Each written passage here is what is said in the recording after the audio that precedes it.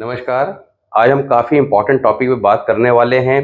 कुछ ऐसे रूल जो हर किसी को बिल्कुल टिप्स पे होने ही चाहिए। अगर आप अपनी कुंडली या किसी की भी कुंडली देखते हैं तो ये रूल्स आपके माइंड में हमेशा सेट होने चाहिए, ताकि आप एट ए ग्लांस ये चेक कर पाएँ कि कौन सा प्लैनेट किसी दूसरे प्लैनेट के कारण वीक कंडीशन में है या खराब कंडीशन में है। जब तक इन रूल्स को हम कंसिडर नहीं करेंगे तब तक आप सही फलादेश नहीं दे पाएंगे। उसको कैसे समझना है उसकी बात करेंगे। दूसरा, एक चार्ट के बारे में बात करेंगे। उस चार्ट के थ्रू आपके जितने भी हमने कुछ रूल्स करे हैं उन रूल्स को कैसे अप्लाई करना है, प्रेडिक्शन को कैसे देना है, प्रेडिक्शन आप एक चार्ट से कितनी ज़्यादा ले जा सकते हैं इसको समझने की कोशिश करेंगे।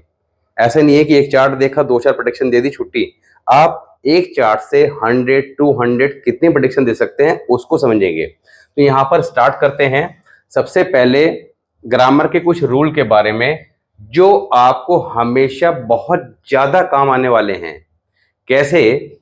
सपोज कीजिए किसी का केतु फर्स्ट हाउस। अब जो लोग फर्स्ट टाइम देख रहे हैं, अगर उनको फर्स्ट हाउस नहीं पता तो समझ लीजिए कि ये हमारी कुंडली होती है और ये कुंडली का पहला घर है, फर्स्ट हाउस है। यहाँ 3 नंबर की राशि लिखी है, इसको भूल जाइए। हाउस कौन सा है? फर्स्ट, इसको लगन भी कहते हैं। और इसी ऑर्डर में हम आगे चलेंगे, यानी कि first house, second house, third house, fourth house, और ये हमारे 12 हाउस पूरे हो गए। तो यहाँ पर फर्स्ट हाउस में जब केतु प्लेस्ड हो, केतु अगर फर्स्ट हाउस में बैठे हैं, तब ऐसे में कुंडली में सूर्य कहीं भी हो, कैसा भी हो, कितनी खराब कंडीशन में क्यों ना हो, अब वो कुंडली के अंदर खराब फल नहीं देगा, उच्च का फल देगा। That is amazing concept. आप देखेंगे कि सूर्य आपका तुला राशि में है, नीच का बैठा है, 6th हाउस में है, या और किसी प्लेसमेंट या दृष्टि के कारण खराब हो रहा है।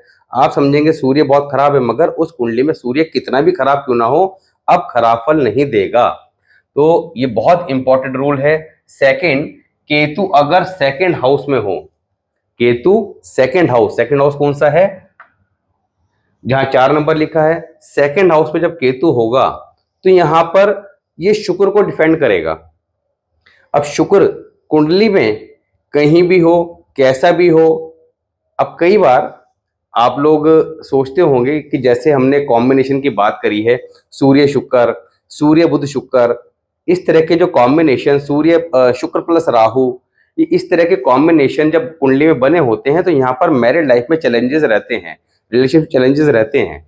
मगर कई बार आप देखेंगे वीडियो देख के कि ये चैलेंजेस मैंने तो फेस नहीं किए। तो साथ में ये भी चेक करना है कि केतु कहाँ पर लिस्ट है। अब केतु अगर सेकंड नंबर के हाउस में है या सेकंड नंबर के साइन में भी है, तब कुंडली में वो शुक्र को डिफेंड करेगा, क्योंकि he is the friend of Venus. तो कुंडली में अब शुक्र जो नेगेटिव इंपैक्ट देने वाला था अब वो नहीं देगा। तो काफी इंपॉर्टेंट रूल है ये। दूसरा, शुक्र केतु सेकंड हाउस में जब होगा, शुक्र कुंडली में कहीं भी हो उसको तो अच्छा कर देगा, मगर चंद्रमा कुंडली में कहीं भी हो, कितना अच्छा हो, उसको वो वीक करेगा, कमजोर करेगा। क्योंकि 2 नंबर की राशि में चंद्रमा उच्च के होते हैं और शुक्र की अपनी राशि है, तो चंद्रमा इसका एनिमी है, चंद्रमा को वीक करेगा। अब ये सारे के सारे रूल जब आप अपने चार्ट में अप्लाई करेंगे, घर में आपके फैमिली के 3-4 चार्ट तो होंगे ही, उनमें जब अप्लाई करेंगे तो आपको बात समझ में आ जाएगी। रिजल्ट कैसे मिलेंगे इसको समझिए। अब सपोज कीजिए जिस भी प्लैनेट को अच्छा या खराब कर रहा है, अब सूर्य की बात आई थी, केतु फर्स्ट हाउस में है, सूर्य को खराब कर रहा है और सूर्य को उच्च का कर रहा है। अब सूर्य कुंडली में जहां भी बैठा है उस हाउस से रिलेटेड फलों को अच्छा करेगा। शुक्र कुंडली में कहीं भी बैठा है उस हाउस के रिजल्ट को अच्छा करेगा, शुक्र के अच्छे रिजल्ट भी होंगे अगर केतु सेकंड हाउस में है। तीसरा, केतु अगर 11 या 12th हाउस में है, केतु 11th हाउस में प्लेस्ड हो या 12th हाउस में प्लेस्ड हो, तो मून कुंडली में कहीं भी हो, चंद्रमा, जो चंद्रमा is the very important planet. Ketu क्या है? Lots of expenses, 11th house में आएगा, बहुत ज्यादा एक्सपेंसेस कराएगा। एक्सपेंसेस हो गए तो आपके पास से जाएगा क्या? कैश, पैसा। What is cash? मून। तो मून को यहां पर वो खराब करेगा जब तक के लाइफ में लॉट्स ऑफ एक्सपेंसेस, यानी कि बहुत खर्चा करने वाला होगा, उसके पास पैसों की कमी रहेगी, जेब में पैसा टिकेगा नहीं। तो that is cause of Ketu 11th house and moon become bad. इसी तरह moon Ketu 12th house, moon also bad. तो 11th हाउस में या 12th हाउस में केतु प्लेस्ड हो, मून को खराब करेगा। इसी के अपोजिट अगर मून 11th हाउस या 12th हाउस में प्लेस्ड है तो कुंडली में केतु को खराब करेगा। अब एक चीज और समझिएगा, ये जो रूल हैं, ये रूल आपको परफेक्टली बताएंगे, मगर साथ में हमें अदर रूल्स को भी कंसीडर करना है। अब सपोज कीजिए कि केतु किसी का सपोज कीजिए कि 7th हाउस में है, चंद्रमा 11th हाउस में आ गया, केतु यहाँ पर खराब हो जाएगा, लाइफ पार्टनर की सर्जरी करा देगा, ब्रेक इन रिलेशनशिप करा देगा, इस तरह के इशू देगा ही देगा। लाइफ पार्टनर के साथ थोड़ा सा मतभेद रहेंगे, तो यहाँ पर ये प्रॉब्लम्स आपको केतु ये देगा ही देगा। मगर जुपिटर आ जाए 6th हाउस में तो केतु को सपोर्ट करेगा। ये रूल अभी तक कराया नहीं है, इस रूल को हम आगे नेक्स्ट वीडियो में, जैसे आगे की वीडियो में लेंगे। बहुत ही इंपॉर्टेंट रूल है। तो जब हमें ग्रामर क्या है कि जैसे हम जब किसी भी लैंग्वेज को सीखते हैं, इंग्लिश या हिंदी, तो जिसकी ग्रामर स्ट्रांग है वो कभी भी एग्जाम में मात नहीं खाएगा। इसी तरह जो ये एस्ट्रोलॉजी का कॉन्सेप्ट है, इसके जितने इंपॉर्टेंट रूल हैं, अगर ये आपके दिमाग में सेट हो गए, सेट होने में टाइम लगता है, इसी वजह से हम बार बार जो एग्जाम्पल ले रहे हैं कुंडली का, उस एग्जाम्पल को लेने का मतलब ये है कि कुछ रूल आपको बार बार रिमाइंड हो सके कि एनालाइज करना कैसे है, कैसे रूल्स को अप्लाई करना है। जब तक रूल को अप्लाई नहीं करेंगे तब तक आप प्रॉब्लम को पकड़ नहीं पाएंगे। है क्या, 9 प्लैनेट हैं, उन्हीं को चेक करना है, और चेक एक बार नहीं करना है, चेक बार बार करना है। तो इसलिए समझना जरूरी है। क्यों करना है? क्योंकि लगन चार्ट और वर्षफल हर साल आएगा, तो आपको हर साल अपने वर्षफल को एनालाइज करने के लिए वही सारे रूल जो लगन कुंडली में अप्लाई होंगे, वही सारे वर्षफल में अप्लाई करने पड़ेंगे। साथ ही वर्षफल के कुछ एडिशनल रूल भी हैं, वो भी कराएंगे एक बार। तो जब तक आपको ये रूल्स याद नहीं होंगे तब तक आप किसी भी कुंडली का सही फलादेश नहीं कर पाएंगे, या एग्जैक्टली प्रॉब्लम का कारण क्या है उसको समझ नहीं पाएंगे। अब यहां पर जुपिटर 11th हाउस या 12th house, Jupiter 11th house या 12th हाउस, ऐसे में राहु कुंडली में कहीं भी हो उसको खराब कर देगा। इसी तरह राहु 11th हाउस में हो और जुपिटर या 12th हाउस में हो, राहु 11th हाउस या 12th हाउस, अब ऐसे में जुपिटर को खराब कर देगा। अब आप कहेंगे कि राहु 11th हाउस में जुपिटर को खराब क्यों करेगा? What is the reason? उसका रीजन ये है कि 11th house on by the Saturn, Saturn उस घर के मालिक हैं।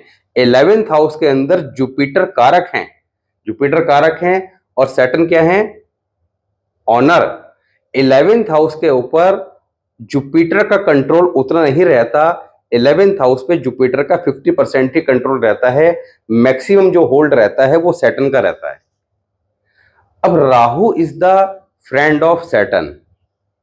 अब राहु 11th हाउस में जाके बैठ जाएगा, किसके साथ जाके, किसके घर में बैठ गया? अपने फ्रेंड के घर में। अब सैटर्न के घर में जाके बैठ के वो पावरफुल पोजीशन में आ गया। अब वो पावरफुल पोजीशन में आ गया तो Jupiter is the enemy of Rahu. अब वो जुपिटर को खराब कर देगा, जुपिटर कुंडली में कहीं भी हो, अब उसके रिजल्ट आपको खराब ही मिलने वाले हैं।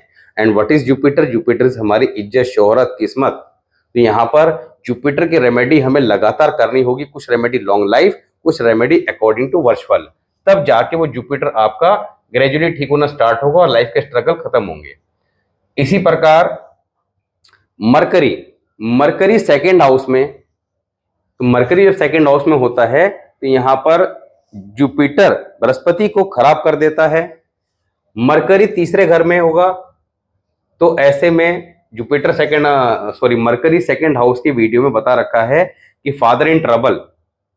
ये मरकरी अकेले का, जो मरकरी ऑल हाउसेस की जब हमने बात करी थी, तो मरकरी 2nd हाउस के वीडियो में हमने बताया था कि मरकरी 2nd हाउस तो फादर इन ट्रबल। तो फादर के किस प्रकार की समस्या आती हैं, कब आती हैं, उस तरह के सारे कॉम्बिनेशन डिस्कस किए थे। तो what is Jupiter? Jupiter is हमारे घर के फादर। फादर जो है वो जुपिटर भी है, फादर जो है वो सन भी है, दोनों से कनेक्ट होते हैं, क्योंकि जुपिटर क्या है, हमारे घर के बुजुर्ग। अब बुजुर्ग में अगर दादा जिंदा है तो दादा जुपिटर बन जाएंगे, और अगर फादर दादा नहीं है तो फादर जुपिटर भी काउंट होंगे और सन भी काउंट होंगे, दोनों ही काउंट होंगे। ऐसे में mercury second house Jupiter bad, mercury third house Mars become bad, क्योंकि तीसरा घर के जो कारक हैं वो मार्स है। Mars is the enemy of mercury. Mercury जब होल्ड कर लेगा, क्योंकि तीसरे घर का मालिक है, तो यहाँ पर मंगल को खराब करेगा। मंगल अब कुंडली में अच्छा रिजल्ट नहीं देगा। केतु थर्ड हाउस में आएगा, तो यहाँ पर मंगल को खराब करेगा। अब जैसे इस चार्ट की बात करते हैं, ये चार्ट है, तो केतु थर्ड हाउस में है, मंगल खराब हो गया। अब इसके रिजल्ट क्या आएंगे? अभी इस चार्ट को जब एग्जाम्पल के थ्रू समझेंगे तो जो इन्होंने प्रश्न किए हैं उनका आंसर आपको खुद ही मिल जाएगा। आप खुद ही उसका आंसर दे देंगे कि जो सामने वाले ने कमेंट्स के अंदर क्वेश्चन किए हैं कि मेरे की ये प्रॉब्लम है, उसका आंसर क्या है। मरकरी फोर्थ हाउस में, तो यहां पर मून कुंडली में खराब हो जाता है। अब ये काफी इंपॉर्टेंट रूल है। मरकरी फोर्थ हाउस में, क्योंकि एनिमी है, मून को कमजोर करेगा, मून को खराब करेगा। मगर अगर कुंडली में मून अच्छी पोजीशन में हुआ, उच्च का हुआ, सेकंड हाउस में हुआ, या मरकरी के साथ हुआ, तो यहां पर ये राजयोग बन जाएगा, क्योंकि फोर्थ हाउस का प्लैनेट वैसे ही रिजल्ट देगा जितनी स्ट्रांग पोजीशन में मून कुंडली में होगा। तो इसके रेमेडी के लिए मून की रेमेडी करनी पड़ेगी। डायरेक्टली इसकी रेमेडी की आवश्यकता नहीं है। मून को देख लो, मून कहाँ है, और उसकी रेमेडी स्टार्ट कर दो। जैसे जैसे आप उसको स्ट्रांग करते चले जाओगे, ये मरकरी आपको राजयोग का रिजल्ट देना स्टार्ट कर देगा। राहु फिफ्थ हाउस, अब राहु फिफ्थ हाउस में प्लेस्ड हो, तब ऐसे में मंगल कुंडली में कहीं भी हो उसको खराब कर देगा, मंगलवत बना देगा।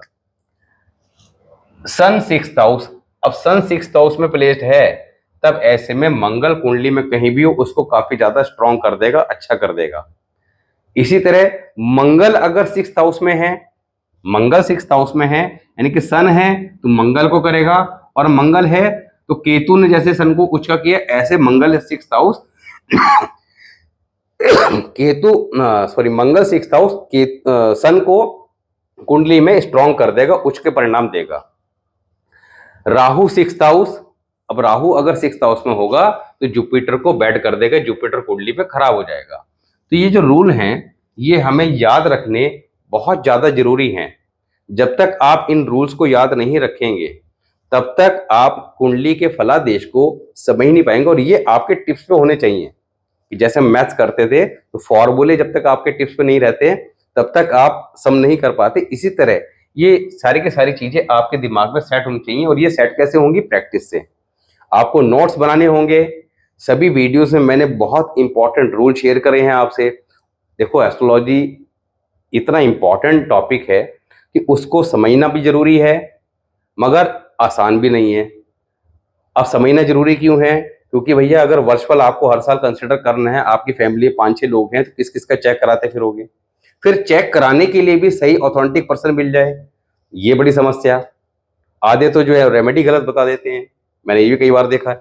तो अगर आपको खुद नॉलेज है तो आप एटलीस्ट इस चीज को तो समझ पाएंगे कि अगर हम किसी से कंसल्टेशन ले रहे हैं तो एटलीस्ट उसको एग्जैक्टली नॉलेज सही है भी या नहीं। पता लगा कि आप गलत रेमेडी की जा रहे हैं, आप किसी गलत डॉक्टर के पास पहुंच गए, उसने गलत दवाई दी, दिखाए जा रहे हैं, ऊपर से उल्टा आपको परेशानियां बढ़ गई। तो समझना इसलिए जरूरी है। तो इनके लिए बहुत सिंपल है।